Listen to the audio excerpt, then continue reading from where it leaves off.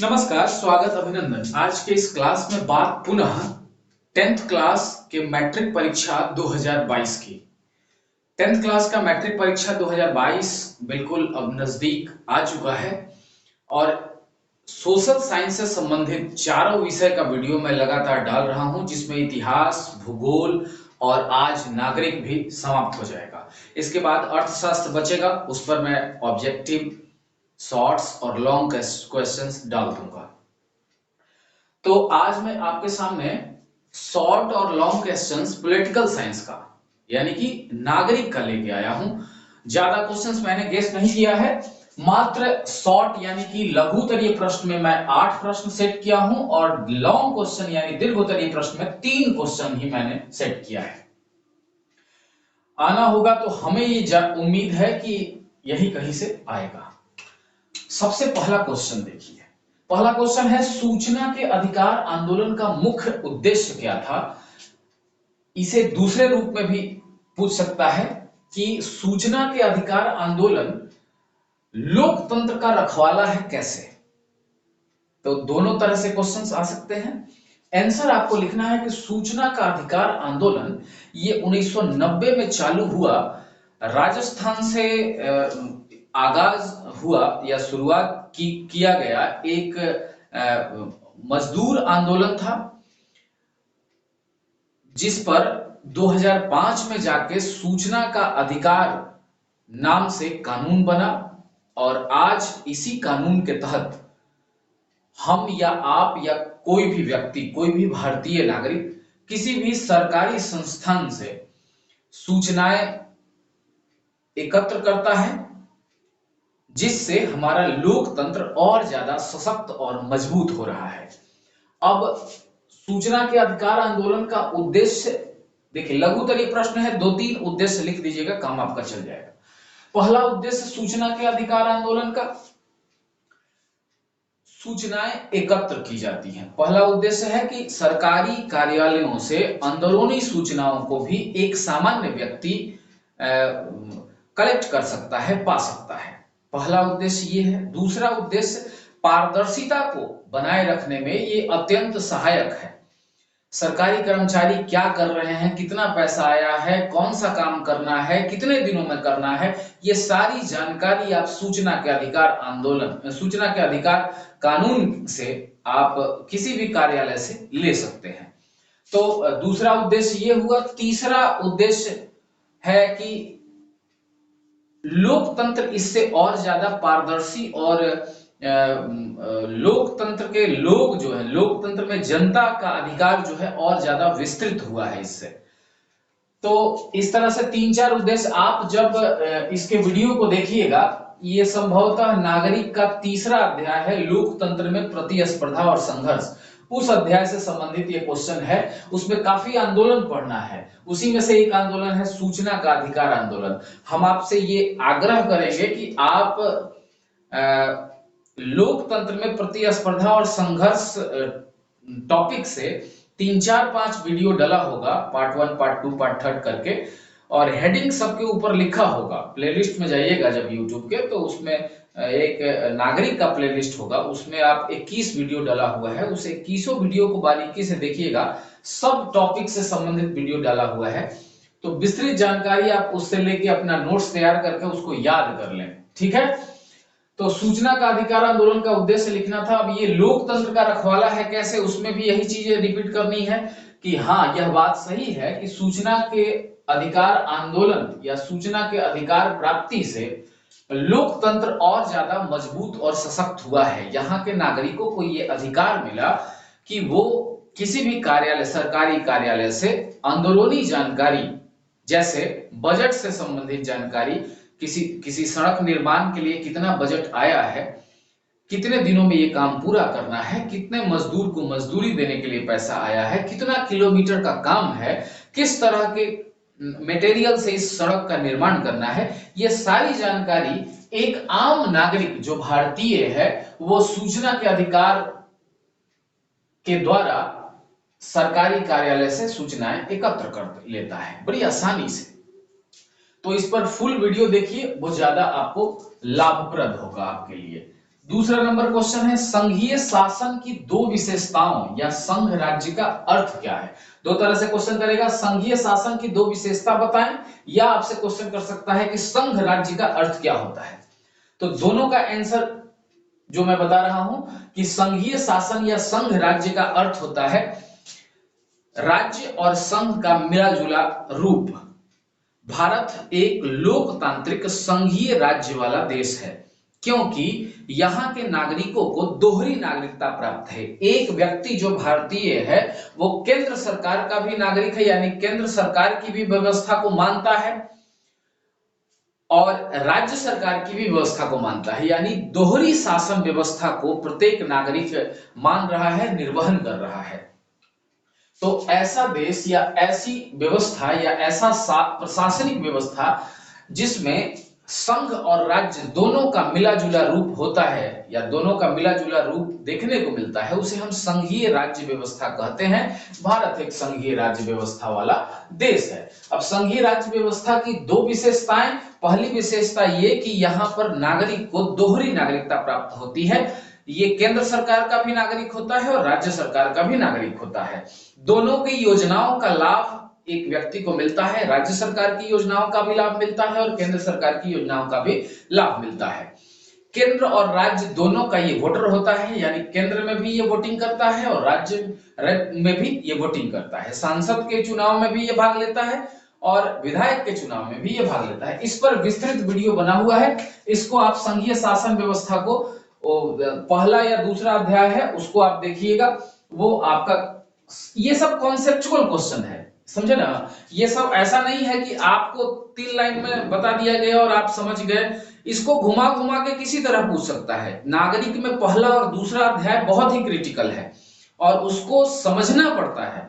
ऐसा नहीं कि एक लाइन का है याद कर लीजिए, ऐसा नहीं है कि जैसे दूसरा तीसरा जो अध्याय है या चौथा जो अध्याय है उसमें सब चीजें, ताड़ी विरोधी आंदोलन, अब उसमें टेक्निकल चीजें हैं, आप याद कर लेते हैं, कहां हुआ, कब हुआ, किसके द्वारा हुआ, कैसे हुआ, बस हो गया। छात्र आंदोलन कब हुआ, कैसे हुआ, क्या क्या कारण थे, क्या क्या परिणाम निकल गया, हो गया।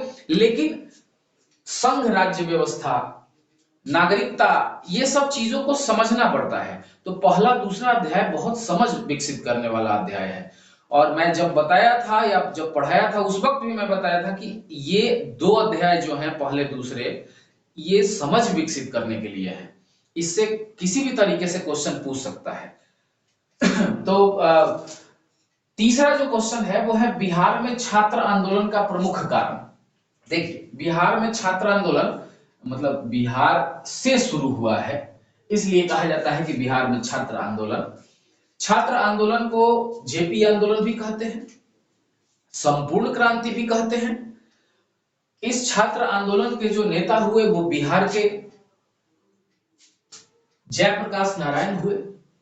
जयप्रकाश नारायण की अगुवाई में यह छात्र आंदोलन हुआ।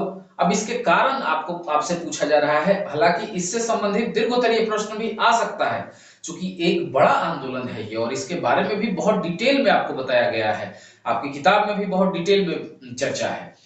तो कारण पूछ रहा है आपसे, तो कारण लिखेंगे 2-3-4 कारण, चूंकि लघु उत्तरीय है तो 3-4 कारण आप देंगे। पहला कारण भ्रष्टाचार, दूसरा कारण बेरोजगारी, तीसरा कारण भूखमरी, चौथा कारण वस्तुओं की कीमत का बढ़ जाना। अब इसके बारे में अगर बहुत ज्यादा डिटेल जानना है तो आप डिटेल वाला वीडियो देखिए, सारी चीजें आपकी स्पष्ट हो जाएंगी। क्यों हुआ, कैसे हुआ, क्या कारण थे, कैसे कैसे घटना चक्र है, सारी चीजें क्लियर हो जाएंगी। लिंक मैं नीचे दे दूंगा, इन सारे वीडियो का डिटेल का लिंक मैं दे दूंगा, वहां से भी आप देख सकते हैं। ग्राम पंचायत के प्रमुख अंग कौन कौन है? ग्राम पंचायत जो जिसमें मुखिया जी मेन है, उसके बाद ग्राम रक्षा दल है। तो 3-4 भाग हैं इसके, 4 भाग हैं। आप उसको पंचायती राज व्यवस्था वाला वीडियो देखिए, आपको हर चीज स्पष्ट हो जाएगा। 5वां नंबर क्वेश्चन है राष्ट्रीय राजनीतिक दल किसे कहते हैं? राष्ट्रीय राजनीतिक दल पर 2-3 वीडियो बना हुआ है, उसको आप देखिए, सारी चीजें स्पष्ट होंगी। 6ठा नंबर क्वेश्चन दल बदल कानून क्या है? पूरा एक टॉपिक ही है दल बदल कानून पर मैंने बनाया।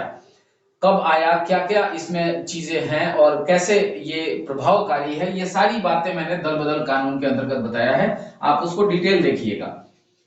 7वां नंबर क्वेश्चन, जिला परिषद या नगर निगम के कार्य। देखिए ये क्वेश्चन इस बार पूछ सकता है, हमें ज्यादा उम्मीद है, क्योंकि कई बार से ये क्वेश्चन यहां से नहीं उठा रहा है।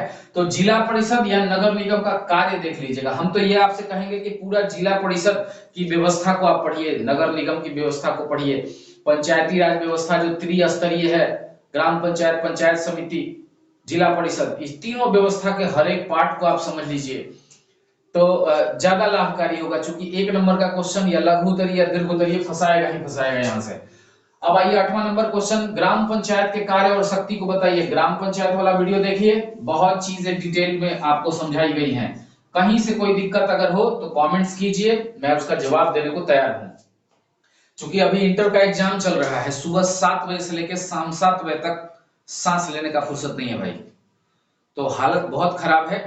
वीडियो बना रहे हैं या आपके सामने मैं क्वेश्चन लेके आ जा रहा हूं, यही बहुत है, ठीक है ना। तो अभी नागरिक आज तो खत्म हो जाएगा, अर्थशास्त्र ऑब्जेक्टिव क्वेश्चंस लेके आऊंगा, 25-30 क्वेश्चन होगा, और फिर उसका शॉर्ट एंड लॉन्ग ये लेके आ जाऊंगा। मैंने जो वादा किया वो मैं निभा के रहूंगा। लॉन्ग क्वेश्चन जो है, पहला नंबर क्वेश्चन वो है, वर्तमान भारतीय राजनीति के समक्ष कौन कौन सी चुनौतियां हैं। वर्तमान जो भारतीय राजनीतिक है उसके समक्ष कौन कौन सी चुनौतियां हैं। इस क्वेश्चन को दूसरे तरीके से भी पूछ सकता है कि लोकतंत्र की चुनौतियों को बताएं। तो ये टॉपिक, लोकतंत्र की चुनौती, इस टॉपिक पर आधारित मैंने वीडियो बनाया है। आप प्लेलिस्ट में देख लेंगे, पूरा वीडियो के प्लेलिस्ट को देखेंगे तो किसी न किसी में आपको मिल जाएगा, ऊपर लिखा हुआ लोकतंत्र की चुनौतियां, बस उसको देख लीजिए। दोनों का आंसर एक ही है, वो ऐसे पूछे या वैसे पूछे, लोकतंत्र की सीधे चुनौती पूछ दे या पूछे कि वर्तमान भारतीय राजनीति के समक्ष कौन कौन सी चुनौतियां हैं, दोनों का आंसर एक ही होगा। 3, 4, 5 चुनौती है लोकतंत्र की, जैसे भ्रष्टाचार है, बेरोजगारी है, बेकारी है, समझे ना, आतंकवाद है, क्षेत्रवाद है, भाषावाद है, ये सब भारतीय लोकतंत्र की या भारतीय राजनीति की ये सब चुनौतियां हैं। और इन चुनौतियों पर विस्तृत मैंने चर्चा की है, 2-2, 3-3, 4-4 लाइन में सबकी व्याख्या आप कर देंगे, पॉइंट्स लिख के आपका काम हो जाएगा। दूसरा नंबर क्वेश्चन है, लोकतंत्र किस तरह से वैध और उत्तरदायी सरकार का गठन करता है। इस क्वेश्चन को और दूसरे तरीके से पूछेगा कि लोकतंत्र की उपलब्धियों को बताएं। तो लोकतंत्र की उपलब्धि से संबंधित वीडियो डला हुआ है, उसको आप देखेंगे। 3, 4, 5, 6 उपलब्धि है, उस सबकी व्याख्या मैंने किया है, उसी का आंसर इसमें फीड होगा। लोकतंत्र किस तरह से वैध और उत्तरदायी सरकार का गठन करता है या लोकतंत्र की उपलब्धि क्या है, वीडियो को देखिएगा। नहीं समझ में आएगा क्वेश्चन कमेंट्स कीजिएगा, मैं जवाब देने को तैयार हूं। तीसरा नंबर क्वेश्चन, पंचायती राज त्रिस्तरीय व्यवस्था क्या है, व्याख्या करें। तो पंचायती राज में त्रिस्तरीय है, ग्राम पंचायत, पंचायत समिति और जिला परिषद, इस सब का डिटेल पे वीडियो डला हुआ है, उस सब को आपको लिखना पड़ेगा और उसके बारे में गहराई से जानकारी लेनी पड़ेगी। तो आप उन वीडियो को देखिए या किताब को आप पढ़िए, आपको सारी जानकारी मिल जाएगी। त्रिस्तरीय में एक एक करके सबकी बात लिखनी है। जैसे ग्राम पंचायत है तो ग्राम पंचायत का 4 पार्ट है, अब चारों पार्ट का व्याख्या करना है। फिर पंचायत समिति है, उसके क्या क्या काम हैं, उसके क्या क्या शक्तियां हैं। फिर जिला परिषद है, जिला परिषद का क्या क्या कार्य है, शक्ति है, कहां से उसको पैसा आता है, कैसे चुनाव होता है, वो सारी चीजें आपको ग्राम पंचायत के त्रिस्तरीय वाले क्वेश्चन में फीड करना होगा। हो सकता है ऐसे भी पूछ दे कि ग्राम पंचायती राज व्यवस्था के त्रिस्तरीय व्यवस्था को बताते हुए जिला परिषद के बारे में बताएं, तो तीनों का नाम लिख के एक जिला परिषद के बारे में खाली आपको बताना होगा। या पूछ सकता है कि ग्राम पंचायत के त्रिस्तरीय व्यवस्था को बताते हुए पंचायत समिति के बारे में बताएं या ग्राम पंचायत के बारे में बताएं, तो उसके बारे में डिटेल आपको बताना होगा। तो क्वेश्चंस किसी तरह से घुमा फिरा सकता है, किसी के गफलत में मत आइए कि क्वेश्चन यहीं से पूछेगा, ऐसे ही पूछेगा, यही पूछेगा, ऐसा कुछ नहीं होता है। कहीं से भी क्वेश्चन किसी तरीके से आपसे पूछ सकता है। आप अपनी समझ विकसित कीजिए, हर चीज को, अपनी किताब को भी पढ़िए, किसी टीचर्स के वीडियो को भी देखिए, उनको भी समझने की कोशिश कीजिए। इस तरह से हर चीज से आप अपना ज्ञान अर्जन कीजिए, आप अपने ज्ञान को बढ़ाइए, ताकि क्वेश्चन किसी तरह घुमा के आए तो मैं जवाब दे पाऊं। ठीक है ना। और ये कोई गारंटी नहीं ले सकता कि यही क्वेश्चन आएगा वही क्वेश्चन आएगा, ऐसा कुछ नहीं है। हम अपनी अनुभव के आधार पर, जो 8 साल 9 साल से मैं एक सरकारी विद्यालय में पढ़ा रहा हूँ, कॉपियां जांच रहा हूं, उस अनुभव के आधार पर मैं ये क्वेश्चन सेट किया हूं। मैं दावा नहीं करता कि यही क्वेश्चन आएगा ही आएगा, या कोई भी व्यक्ति दावा अगर करता है तो ये ठीक बात नहीं है, दावा नहीं होनी चाहिए। हाँ, अनुभव के आधार पर जो सेट किया हुआ क्वेश्चन है उसको आप देखिएगा तो आपको लाभ तो जरूर मिलेगा, क्योंकि ये क्वेश्चंस बड़े दिमाग से सेट किए हुए होते हैं। ऐसा नहीं है कि बस उठाए और रख दिए, ऐसे नहीं होता है। बहुत मेहनत करना पड़ता है इसमें, बहुत दिमाग खपाना पड़ता है, तब जाके क्वेश्चन सेट होता है। तो ठीक है, आज पॉलिटिकल साइंस यानी कि नागरिक शॉर्ट और लॉन्ग सारा क्वेश्चंस मैंने रख दिया। दिक्कत परेशानी होगी नोट्स तैयार करने में, आप कमेंट्स कीजिएगा, मैं उस पर छोटा छोटा वीडियो बना दूंगा। अब रही बात अर्थशास्त्र की, तो अर्थशास्त्र का ऑब्जेक्टिव क्वेश्चंस एक वीडियो डलेगा और उसके बाद एक वीडियो डलेगा लॉन्ग और शॉर्ट क्वेश्चंस का। ठीक है, आज के लिए बस इतना ही। हमारे चैनल को लाइक करें, शेयर करें, सब्सक्राइब करें। बहुत बहुत धन्यवाद।